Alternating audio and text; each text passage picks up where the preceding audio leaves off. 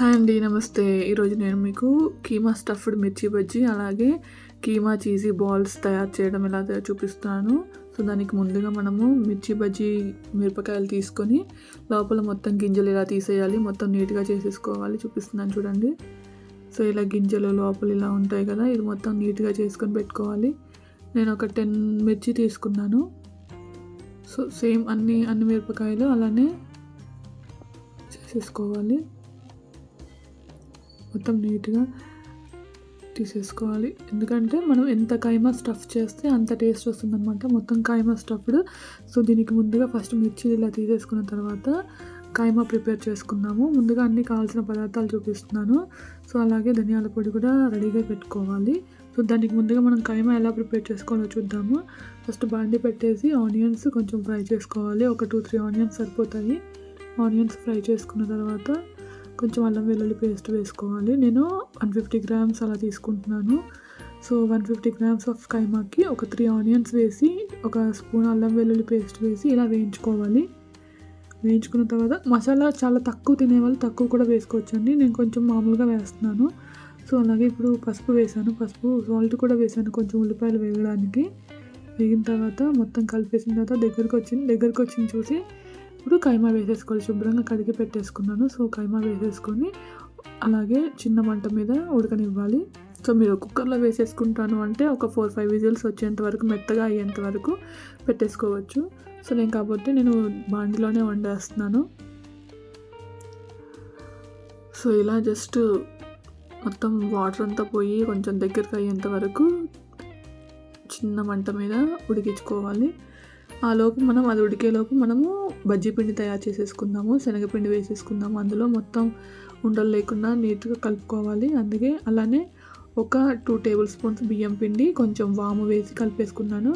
రుచికి సరిపడా ఉప్పు కారం వేసి కలిపేసుకున్నాను. అలాగే ఇప్పుడు బజ్జీ పిండి కలుపుకున్నట్టు కొంచెం వాటర్ యాడ్ చేసి నీట్గా కలిపేసుకోవాలి.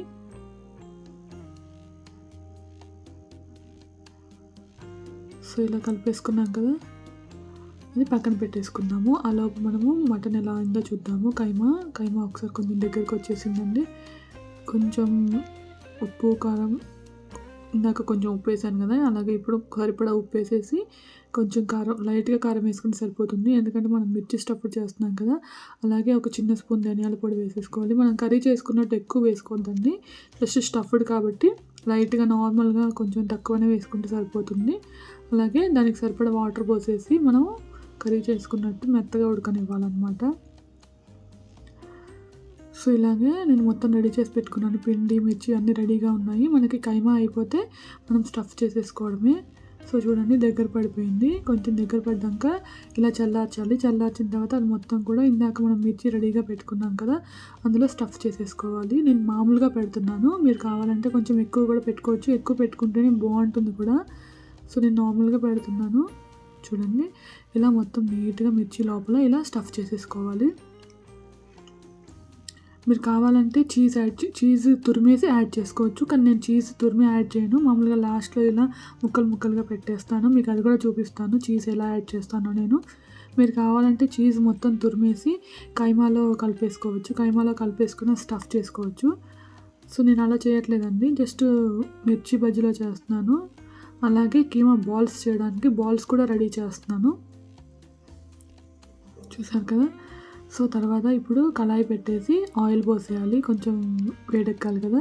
సో ఆలోపు అది వేడెక్కేలోపు మనము చీజ్ మిరపకాయ బజ్జీలలో పెట్టేసుకుందాము.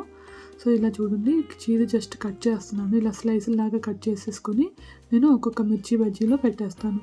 మీరు కావాలంటే ఒక ఐడియా ఏంటి అంటే జస్ట్ చిన్నగా చీజ్ తురిమేసేసుకొని మొత్తం మనం ఏదైతే కైమా యూస్ చేస్తామో ఈ ప్రాసెస్కి అందులో మొత్తం ఆ చీజ్ తురిమేసుకోవచ్చు. బట్ నేను ఇలా ఒక్కొక్క బజ్జీకి జస్ట్ స్టఫ్ చేశాను. ఇలా మిర్చి బజ్జీలో ఇలా లోపల దాంట్లో పెట్టేశాను. ఇలా స్టఫ్ చేసేసుకున్నాను. ఈ చీజ్ ఉంటే మనకు కొంచెం కారం కూరలో కైమాలో కొంచెం కారం ఎక్కువైపోయినా కూడా కొంచెం ఈ చీజ్తో సరిపోతుంది. సో ఇప్పుడు ఈ చీజ్ స్టఫ్డ్ మిర్చిని మనం ఇట్లా బజ్జీ పిండిలో వేసేసుకొని ఇలా వేసుకోవాలి. బజ్జీలు చిన్న మంట మీడియం ఫ్లేమ్లో అండి, మరీ చిన్న మంట మీద చేయకూడదు. మీడియం ఫ్లేమ్లో ఇలా బజ్జీలు వేయించుకోవాలి. ఇలా వేసేసుకోవాలి బజ్జీలు. మీడియం ఫ్లేమ్లో నీట్గా వేయించుకోవాలి.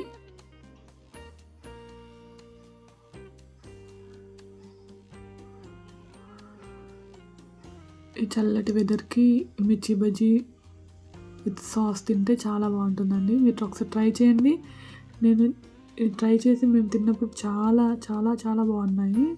ఎందుకంటే కైమాలో మనం వేసిన సాల్ట్, కారం, మసాలా అన్నీ కూడా చాలా కరెక్ట్గా సరిపోయాయి. మరీ ఎక్కువ అవ్వలేదు, మరీ తక్కువ అవ్వలేదు, చాలా కరెక్ట్గా సరిపోయాయి. సో మిర్చి బజ్జీ కూడా చాలా మీడియం ఫ్లేమ్లో మంచిగా నీట్గా వేయించేసుకున్నాం కదా, చాలా టేస్టీగా వచ్చాయి. ఒకసారి ట్రై చేయండి. చూసారు కదా ఎంత బాగా వేగిపోయినాయో. సో ఇప్పుడు మిగిలినవి కూడా అలానే వేసేసుకుందాము. నేను కొన్ని చీజ్ స్టఫ్డ్ అలాగే చీజ్ లేకుండా కూడా చేశాను. మీరు కావాలంటే మొత్తం చీజ్ పెట్టుకోవచ్చు. సో ఇలా వేయించేసుకున్నాను మిగిలిన బజ్జీలన్నీ కూడా. అలాగే ఇందాక బాల్స్ చేశాను కదా, ఆ కీమా బాల్స్లో చీజ్ కూడా ముక్కలు ముక్కలుగా చేసి కలిపేస్తున్నాను. ఇలా ముక్కలు ముక్కలు పెట్టేసి జస్ట్ రౌండ్స్ చేసి కీమా బాల్స్ పెట్టేస్తున్నాను. సో ఇలా ఇవి దేనికి అంటే మనం కీమా బాల్స్ చేస్తామని ముందే చెప్పాను కదా. సో జస్ట్ ఇట్లా చీజ్ స్టఫ్డ్ కీమా పెట్టేసుకొని మనము మొత్తం మళ్ళీ ఇందాక బజ్జీ పిండి ఉంది కదా, సో ఆ బజ్జీ పిండిలో ముంచేసి బజ్జీలా పునుగుల్లాగా వచ్చేస్తాయి. చాలా బాగుంటాయి అవి కూడా. ఒకసారి ట్రై చేద్దాం. ఇప్పుడు ఇలా మొత్తం రెడీ అయిపోయినాయి కదా.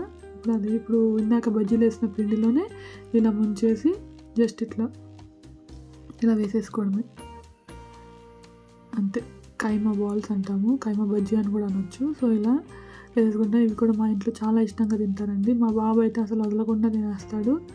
ఒక్కసారి ట్రై చేయండి. ట్రై చేసి ఎలా వచ్చిందో చెప్పండి. ఇది చిన్నపిల్లలు కూడా తినొచ్చండి. అంటే 2 years అబోవ్ వాళ్ళు జస్ట్ తినగలుగుతారు కదా. సో అక్కడ నుంచి మనం తినొచ్చు. ఆ ఏజ్ గ్రూప్ వాళ్ళ నుంచి ట్రై చేయొచ్చు. ఎందుకంటే మనం చీజ్ కూడా యాడ్ చేస్తాం కాబట్టి మరీ ఎక్కువ కారం కూడా అనిపించదు, స్పైసీ కూడా అనిపించదు. సో ఇష్టంగానే తింటారు పిల్లలు. సో ఇలా చిన్న మంట మీద మీడియం ఫ్లేమ్లో వేయించేసుకోవాలండి. మంచిగా నీట్గా గోల్డ్ కలర్లో రావాలి. అప్పుడే కొంచెం కైమా మంచిగా ఆల్రెడీ ఉడికిపోయింది, కాకపోతే కొంచెం నీట్గా బాగుంటుంది. అందుకని కొంచెం గోల్డ్ కలర్ వచ్చేంత వరకు వేయించేసుకోవాలి. సో ఇంకొంచెం పిండి మిగిలిపోయిందండి. సో నేను ఎలా వేయించేస్తున్నానంటే ఒక ఆలుగడ్డ తీసేసుకొని దాన్ని పీల్ ఆఫ్ చేసేసుకొని చిన్న చిన్న స్లైసులాగా కట్ చేసుకున్నాను. సో అదే పిండిలో ఆ స్లైసులన్నీ కూడా ఆలు బజ్జీ కూడా అయిపోయింది. సో ఒకటే పిండితో నేను 3 రకాల బజ్జీలు చేసి చూపించాను మీకు. ఇలా ఒకసారి ట్రై చేసి చూడండి, చాలా బాగా వస్తాయి. అలాగే మీకు ఏ బజ్జీ నచ్చిందో నాకు కామెంట్ సెక్షన్లో చెప్పండి. చాలా చాలా బాగుంటాయి. సో ఇలా సన్న సన్న స్లైసులు చేసేసుకొని ఇలా వేసేసుకున్నాను. చాలా బాగా వచ్చాయి. పిల్లలు కూడా ఇష్టంగా తిన్నారు. మీరు ఒక్కసారి ట్రై చేయండి.